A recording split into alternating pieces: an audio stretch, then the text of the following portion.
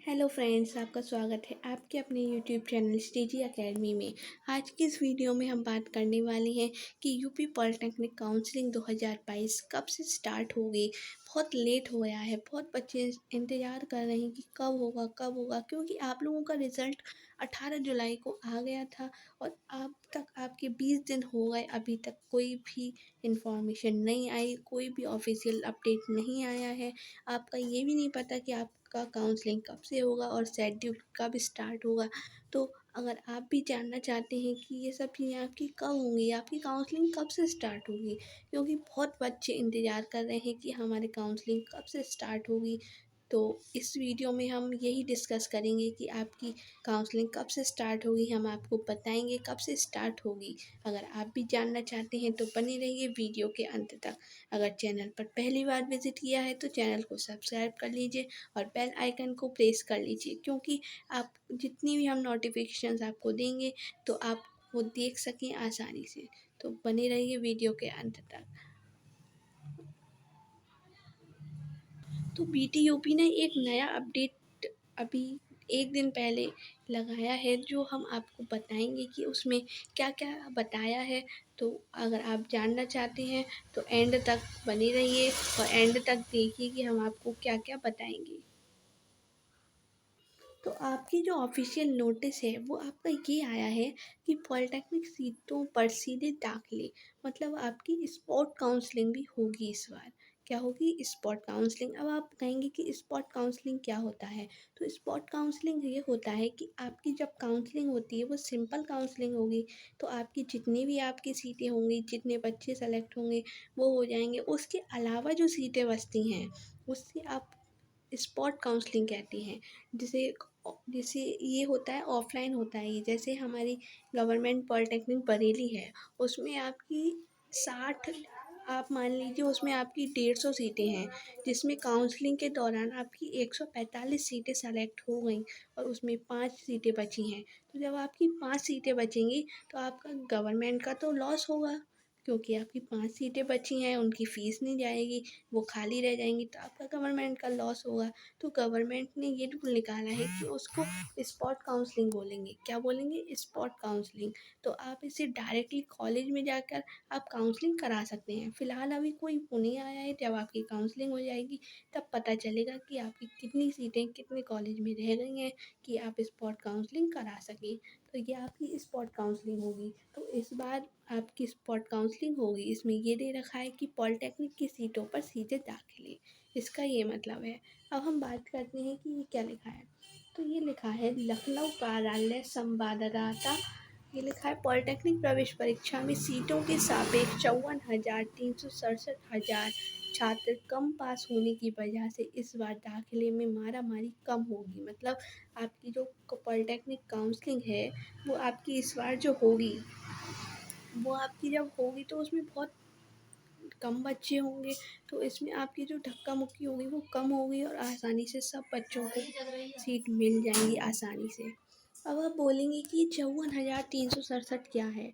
तो हम आपको बताएंगे 54,367 ये है कि आपकी जितनी भी काउंसलिंग की सीटें भरी गई हैं इस टाइम, जितने भी फॉर्म भरे गए हैं, उसके अलावा 54,367 सीटें और बची हैं। अभी 367 सीटें और बची हैं। तो आपकी इस बार बच्चे बहुत कम हैं, तो आपकी काउंसलिंग में ज़्यादा धक्का मुक्की नहीं होगी और आसानी से आप सभी लोगों को कॉलेज ज़रूर मिल जाएगा। तो आप अब दे रखा है इसमें, इससे पॉलिटेक्निक कॉलेजों में छात्रों को सीधे दाखिले का मौका मिलेगा। अब आपके बच्चे कम हैं और सीटें ज़्यादा हैं, तो सीटें ज़्यादा होंगी तो आपकी स्पॉट काउंसलिंग ज़रूर होगी। तो आपकी स्पॉट काउंसलिंग होगी तो फिर तो आसानी से सब लोगों को, सब स्टूडेंट्स को कॉलेज मिल जाएगा।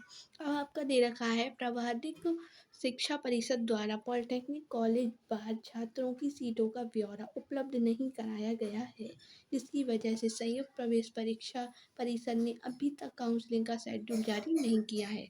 जैसा कि आप लोगों को पता है कि अभी तक ऑफिशियल ऑफ़िशियल नोटिस कोई नहीं आया है कि आपकी शेड्यूल कब से होगा, अभी कोई शेड्यूल नहीं आया है। वही आपको दे रखा है कि अभी तक काउंसलिंग का शेड्यूल जारी नहीं किया गया है। हालाँकि परिषद ने सितंबर के पहले वीक में काउंसलिंग कराने की तैयारियाँ कर दी हैं। जो आपकी गवर्नमेंट है उसने ये डिसाइड कर लिया है कि आपकी सितंबर के फर्स्ट वीक में काउंसलिंग स्टार्ट होगी। अब आपका ये तो श्योर हो गया कि आपकी अगस्त में तो काउंसलिंग होगी नहीं, तो आपकी सितंबर में काउंसलिंग होगी फर्स्ट वीक में। जब आपकी सितंबर में फर्स्ट वीक में फर्स्ट राउंड होगा तो आपके कितने सारे राउंड होंगे, तो आपका पूरा 1 महीना मतलब सितंबर आपका काउंसलिंग में निकल जाएगा। फिर सितंबर फिर आपकी ये मान लीजिए कि आपकी 1 अक्टूबर से कितना 1 अक्टूबर से आपकी क्लासेस स्टार्ट होंगी। जब आपकी 1 अक्टूबर से क्लासेस स्टार्ट होंगी और पेपर आपका डिसाइड कर दिया कि पेपर आपके दिसंबर में ही होंगे।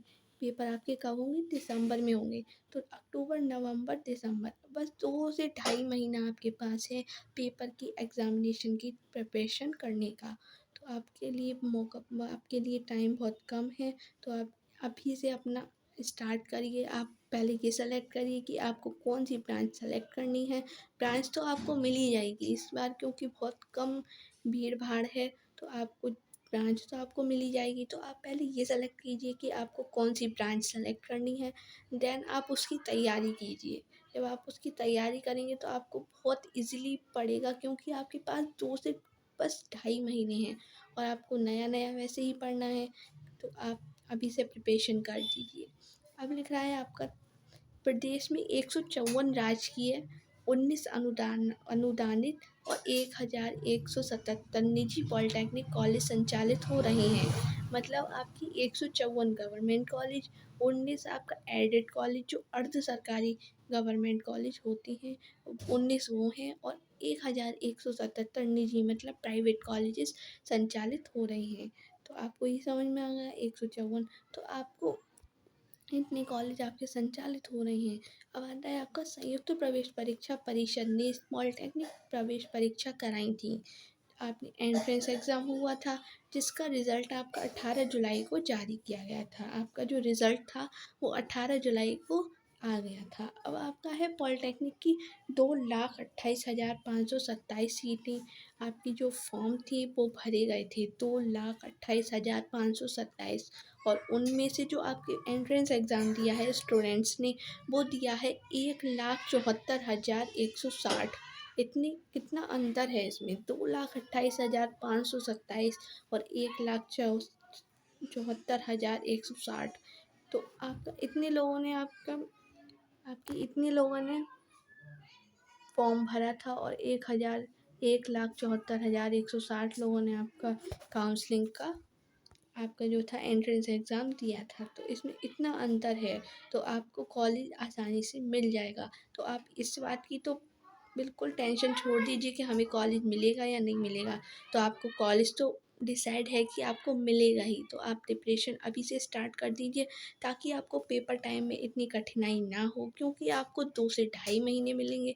तो आपके टीचर्स वगैरह इतना तो कराएंगे नहीं, वो जल्दी जल्दी सिलेबस आपका कराएंगे, जो कि आपके इतना समझ में नहीं आएगा। तो आप अभी से स्टार्ट कीजिए, आपको बहुत आसानी होगी।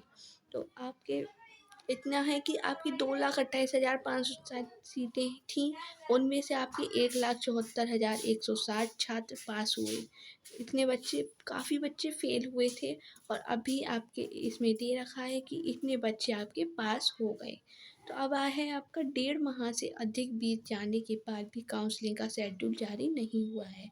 आपके 1.5 महीने हो गए और अभी तक आपका शेड्यूल जारी नहीं हुआ है। तो काउंसलिंग में हो रही देरी से छात्रों को दाखिले के लिए इंतज़ार करना पड़ रहा है। जैसा कि हम लोगों को पता है कि आप लोग वेट कर रहे हैं कि आपकी काउंसलिंग कब से स्टार्ट होगी, कब से स्टार्ट होगी। तो यही इसमें दे रखा है कि आपके 1.5 महीने हो गए और अभी तक कोई शेड्यूल नहीं आया है, जिससे आप स्टूडेंट्स जो हैं वो वेट कर रहे हैं। तो अब है इसमें अधिकारियों का कहना है कि परिषद 15 अगस्त के बाद काउंसलिंग का शेड्यूल जारी होगा। अभी आपकी यही 1 दिन पहले नोटिस यही आया है कि आपका जो है वो 15 अगस्त के बाद काउंसलिंग का शेड्यूल जारी होगा। मतलब आपका अभी तो काउंसलिंग होगा नहीं 15 अगस्त तक, 15 अगस्त के बाद तो आपकी काउंसलिंग का शेड्यूल जारी होगा। जब शेड्यूल जारी होगा और आपका जो काउंसलिंग है वो फर्स्ट वीक में आएगी, सितंबर की फर्स्ट वीक में आएगी। तो अभी तो आपकी काउंसलिंग स्टार्ट होगी नहीं, सितंबर के फर्स्ट वीक में काउंसलिंग स्टार्ट होगी, ये आपकी कंफर्म रहा। अब ये नहीं बदलेगा, मुश्किल है कि ये बदल जाए, तो लेकिन आपका लगभग यही है कि आपका सितंबर की फर्स्ट वीक में काउंसलिंग स्टार्ट हो जाएगी। अब है आपका ये है आपका सीटों के सापेक्ष उत्तीर्ण छात्रों की संख्या कम।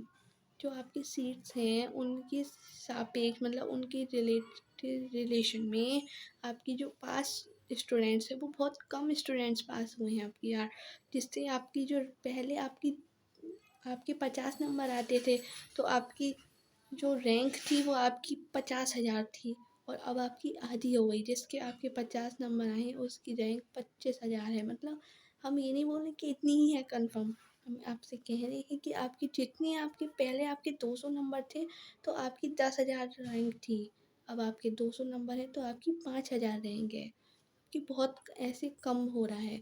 तो अब इसमें है कि सीटों का ब्यौरा मिलते ही काउंसलिंग का शेड्यूल कर दिया जाएगा। जब आपका सीटों की ब्यौरा मिल जाएगा तभी आपका शेड्यूल जारी कर दिया जाएगा।